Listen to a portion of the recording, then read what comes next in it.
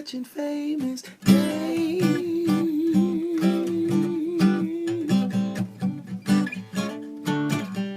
on YouTube. Crapshoot. So do you want to gamble? That's the question, Do you want to gamble today? Because most of the plays that are possible right now are somewhat of a gamble. Now, we can try to set the odds a little bit more in our favor, but there are some people who might watch this who are going to be thinking that this is going straight to the moon, which is what people seem to always think about this stock. There are some people that may be watching that think this is going straight down, or it may do nothing. However, earnings are after the close.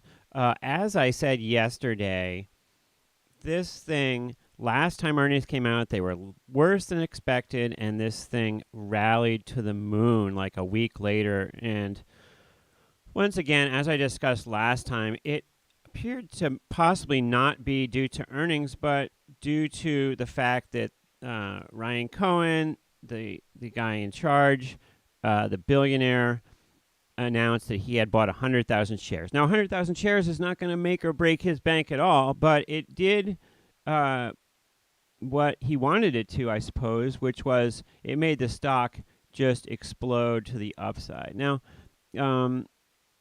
let's take a look at what happened the last couple earnings here. And before we do that, though, let me just say that once again, my view on earnings for any stock, and that is that earnings is very hard to play. And even if we knew what the earnings were going to be ahead of time, it still would be hard to play because you don't know how people are going to react to the stock. And thus, earnings is a bit of a crapshoot. But anyways, let's take a look here at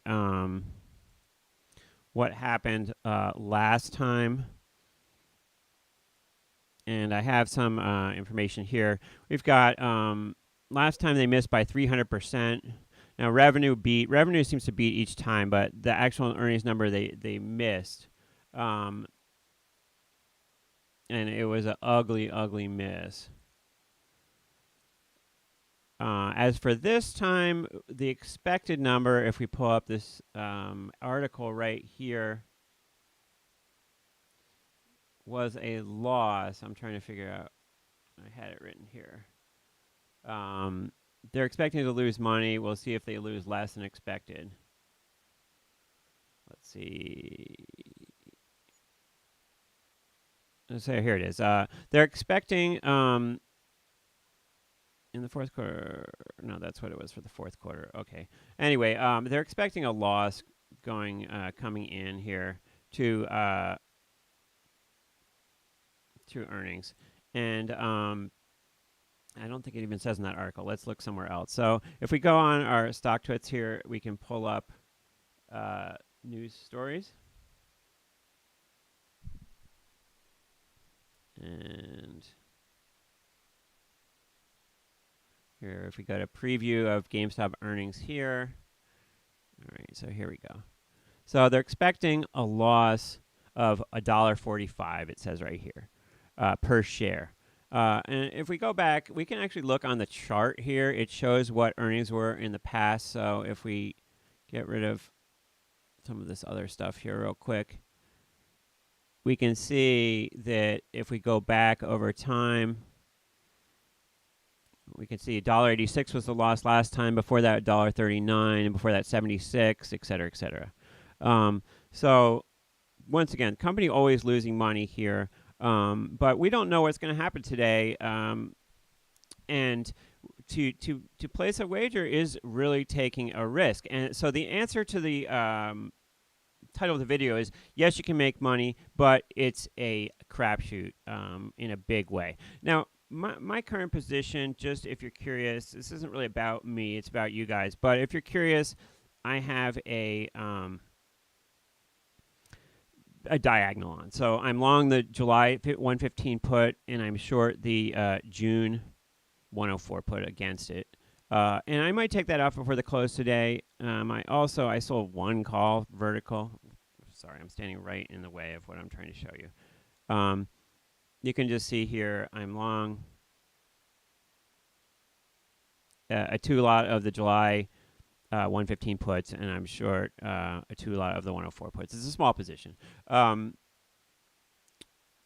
I'm considering maybe I just turn this all into a completely bearish move and just buy a put spread that would sort of double the money if we move lower. And if we look here ahead of the open to try to find something like that with 16 days to go, so what we want to do is want to find a put spread where the value of it right now is half of its potential value. So if I look at maybe like the 115, 110 put spread in June here. So if I buy the 115 put, sell the 110 put, that's a potentially $5 spread. So 250 would be the break-even point. So basically, if I were to buy this 110, 115 put spread paying somewhere less than 250, right, then I would have the potential to double my money. So stock opening right here, this is a potential one to consider. You would need the stock to go to be below $110 in 16 days by expiration, which is so that's an example of being able to double your money to the downside. To the upside, similarly, let's check out a couple things here. So if we were to buy the 130, 135 put spread, you'd only have to pay 170.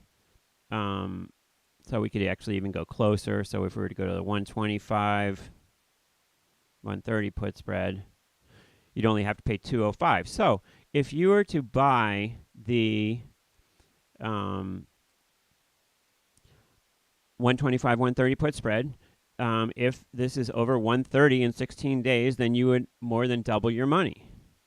So there's a bullish play and a bearish play for you. The reason that I kind of like what I personally have on right now is because I'm collecting decay with the position on now in that I sold this very rich option here, the 104 put, against this July 115 put. Now we know the July 115, we know volatility is going to come in July. So with this, it kind of, the position's going to make money if the stock goes down enough, essentially. If the stock kind of just stays right here, this will kind of sort of break even probably. But kind of breaking even is not a bad downside risk to have. Now, if the stock rallies incredibly, then this position will not work either. If we look at the Analyze tab, it's a relatively small position, but if we look at the Analyze tab here, and let me see if I can move this around so we can see this a little bit better.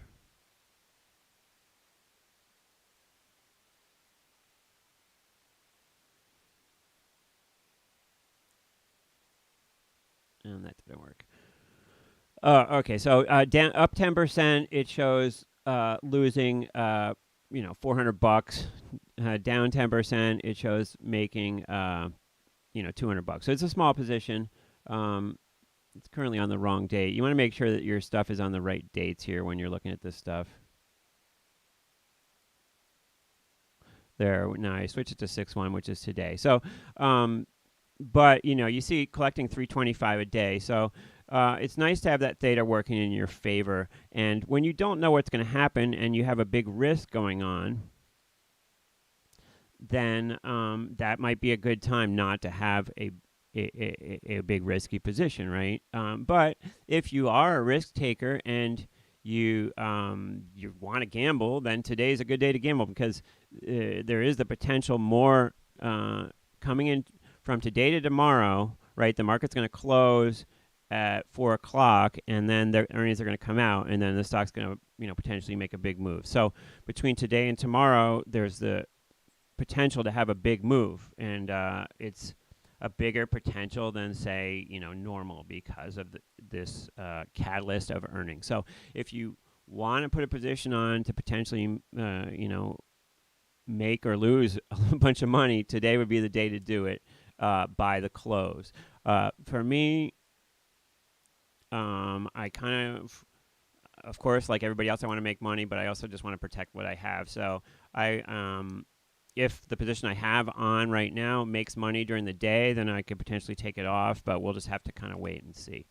All right, well, let's move on to UVXY and the VIX here. Let's take a look at our current term structure and our major indices as we're coming into the trading day today. We have NASDAQ up 67.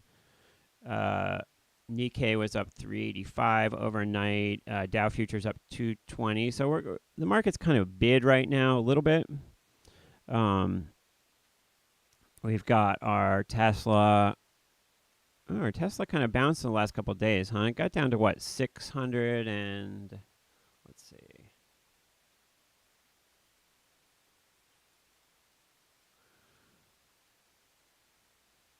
So everything's a little off the lows, and it's kind of like everything bounced off the lows, but now if you buy stuff now, it's already had that bounce. So does stuff move sideways? Does it grind back down? So Tesla got all the way down to 617.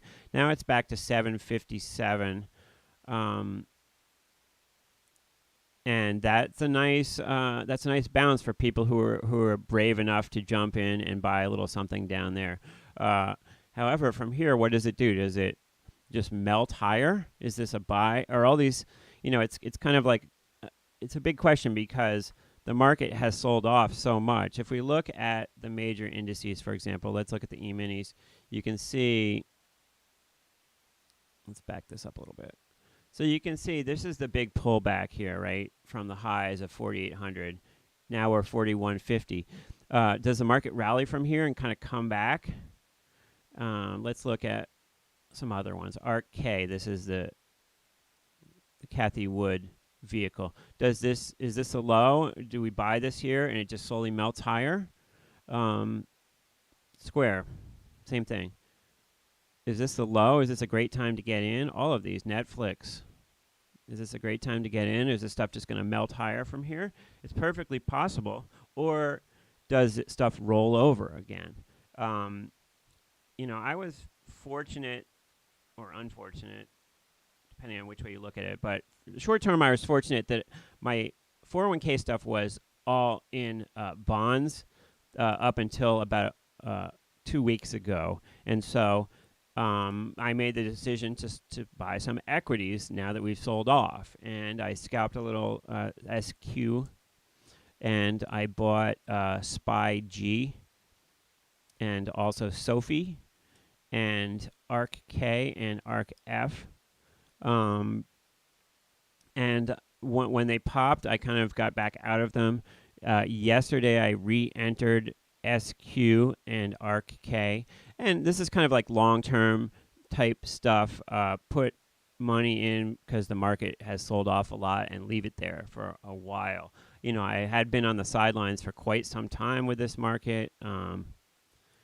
It never sort of made sense to me. It seemed like these Teslas and stuff that were just chasing something and the values were extreme. But there are certain stocks that seem like solid companies like Apple or your Amazon or your Google. And Amazon's giving back something. It's psychologically hard to buy a $2,000 stock. I understand that, but I think the downside is less in maybe an Amazon or a Google where the company makes money and will continue to innovate as compared with a company that, your Carvana or your Coin, we know they've had problems, and who knows if they will resolve those problems. I'm not, as you may or may not know, I'm not huge into like the whole crypto thing. I am not convinced that these cryptocurrencies are going to go higher from where they are right now, and I'm not interested in quote unquote investing in them because I don't understand how to value them. I know it's the rage, and I've missed out on potential profits, but a lot of people have gotten the whole rug pull thing on them and lost a ton of money, and I'm glad that I sidestepped that. Like many people, I bought a Bitcoin when it was trading under $1, and then I proceeded to lose my wallet. So there's a Bitcoin with my name on it out there somewhere in the ether, and I have no way of getting to it. But anyway, there you are. Anybody in chat who's watching me? It doesn't look like I have a whole lot of people watching. I need to kind of rebuild things here because I haven't been online all that much lately. So I'm looking to rebuild the channel, get more people involved, and get the conversation back going again. I appreciate those of you who've stuck with me, and I'm going to be on more and more. So let's. I'm interested in your voices and your opinions and joining the conversation. VIX 2589 right now. Let's go to the term structure. And term structure looking relatively normal here once again. That was kind of the story yesterday as well. We see that the dimple there in over the holidays. Now that is a traditional thing it's been there a lot, that dimple during the holidays. And when we see it, it represents. Now, why isn't it not showing? Hold on one second here. Let me get out of the way here. When we see the term structure dip in December, that is due to holiday volatility concerns. The fact that there's several days off in December and stuff.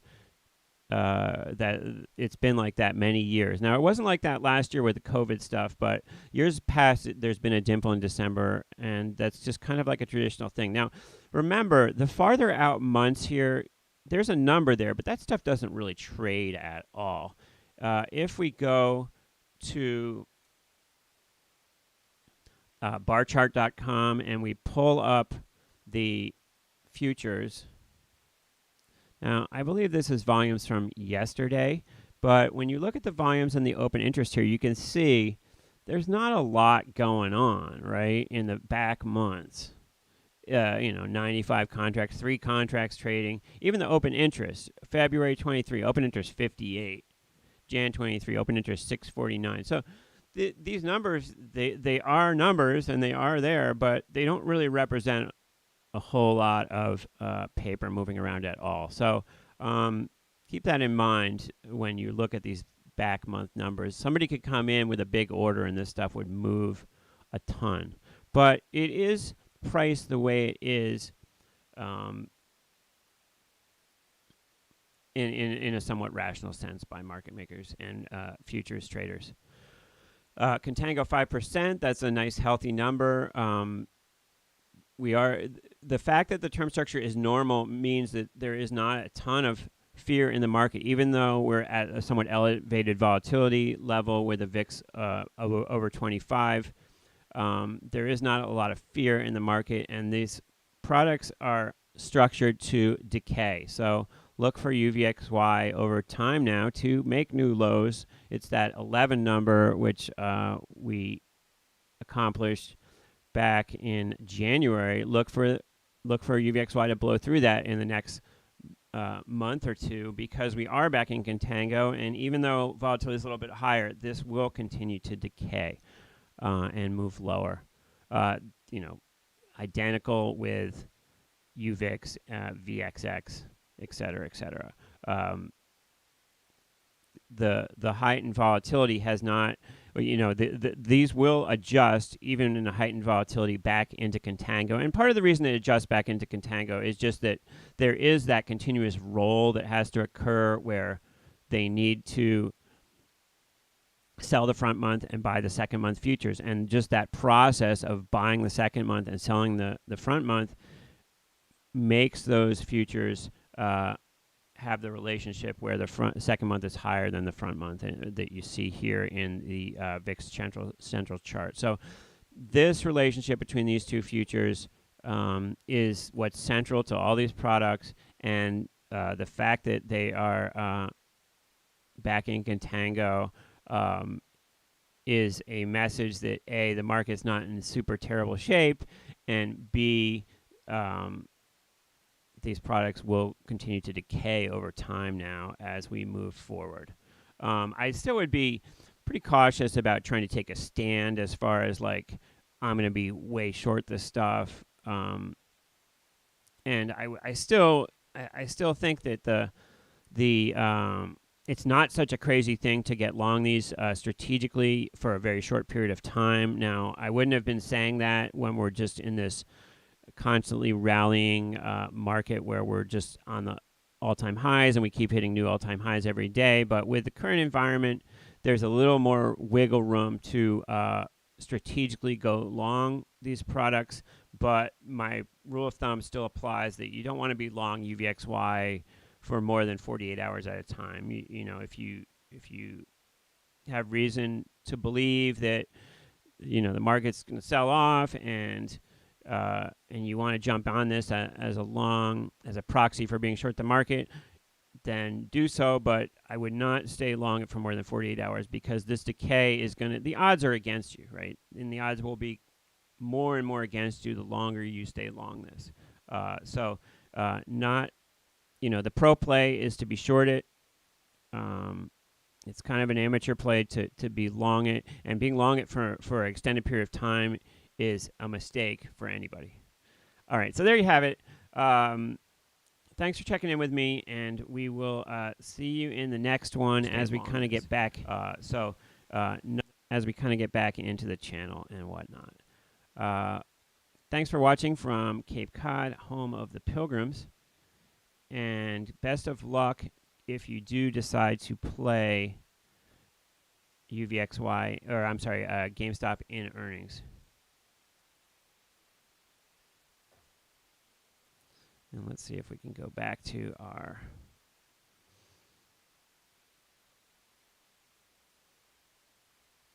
studio here.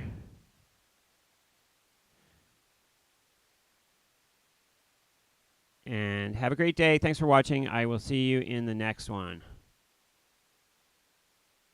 You're watching Famous Dave.